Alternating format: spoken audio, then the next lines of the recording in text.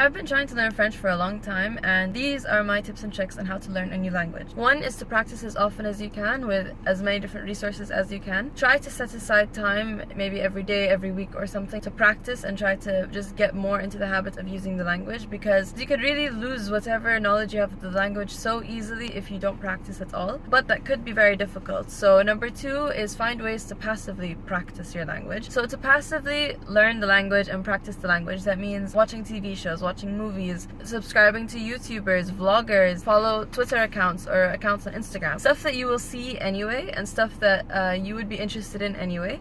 So I like to do is I like to follow BuzzFeed France. I like to follow a few YouTubers, but I don't watch I'm still not at a level where I can comfortably just watch it mindlessly without any subtitles. Not subtitles, like subtitles, not a translation. So like I try to watch French YouTube videos with French subtitles and like try to figure out, inshallah. And then for TV shows and movies on Netflix, they have a really great selection.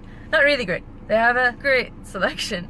Like some of the movies there I have liked so much to the point that I recommend them to my friends who aren't even trying to learn French in the first place. I highly recommend I'm Not an Easy Man and Bad Seeds, and this show, I think it's called The Hookup Plan. I think it's really good, but like I wouldn't say next level. But I would say you should watch I'm Not an Easy Man and Bad Seeds anyway, even if you're not trying to learn French. I enjoyed them so much. Oh, also on Twitter, I follow the Pope in French. I used to follow him in English and in French, so I could see the English tweet and also the French tweet, but now I only follow him in French, and I try to understand what the Pope is trying to tell me. Tip number 3 is to join a class, which is very obvious and it makes sense logically. If you want to learn something, join a class for it. But this specifically helps because you're forced to go every week or twice a week to a room filled with people who want to do the same thing as you and who have the same goals as you. So you are really genuinely forced to interact with the language and engage with the language. So like for me, I used to go to French classes on Saturdays, and even when I was tired, even when I didn't feel like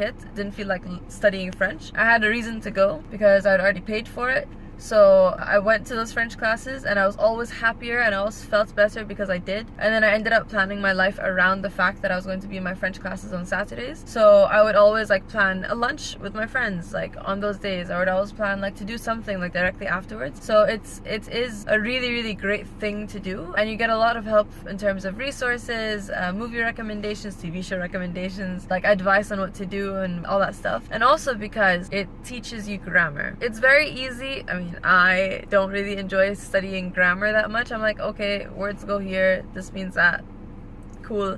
But I didn't really think about it that much because, especially with verb conjugation and understanding where to put words so they make sense, it is really important. So you need to know if what you're saying is correct or if it's not, and you can't do that alone. It is really important that you have someone teaching you that, and you have exercises to try to hone your skills. So I'd highly recommend a French class, which just makes sense. Tip number 4 is to use Duolingo as a tool and not as the end all and be all, because I have gone through all of Duolingo French and it's great, but it is not enough. Like, you can't just do Duolingo and then know the language. You shouldn't be practicing it assuming that the next levels are going to be so much better and so much harder and then expecting to do a good job. Because some of the lessons I learned on Duolingo, I could pass the tests on Duolingo, but when it comes down to writing something myself or applying it separately in a different platform, it wasn't just a linear, okay, got this, now I know this 100% and I can move forward.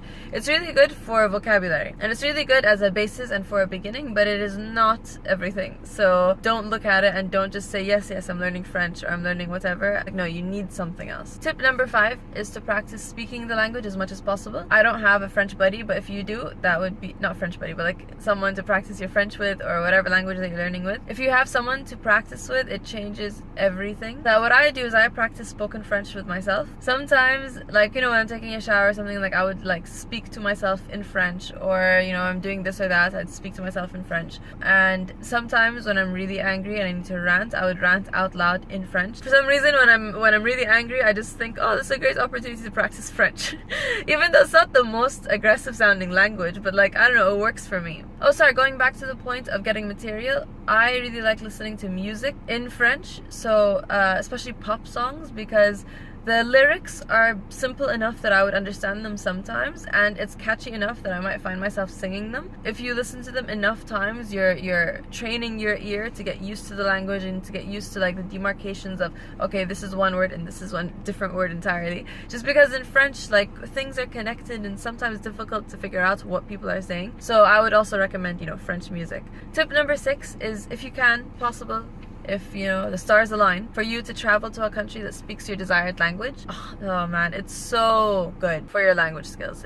You are completely immersed in the language. You are forced to speak it mostly 100%. Better yet, go to not a main city, go to like one of the remote towns, the remote villages. Go somewhere that people don't speak English. If you are advanced enough, you could sometimes pretend like you don't speak English, so then people don't. I'm not sure how I feel about that, but you can pretend like you can't speak English, then people are forced to speak to you in your desired language. And I would also suggest not getting, if you can and if it's feasible for you, not to get internet on your phone. So instead of searching on Google of where something is, and instead of checking on the internet, oh, should I do this, should I do that, you are forced to speak to store clerks, you're forced to speak to tellers, you're forced to speak to receptionists, hey, hi, excuse me, in the desired language. But yeah, those are my tips and tricks. If you have anything specific, please let me know. I would love to know how else I can improve my French. If you have any recommendations of a French TV show or movie that is light-ish, funny-ish, thoughtful-ish, not specifically something I will,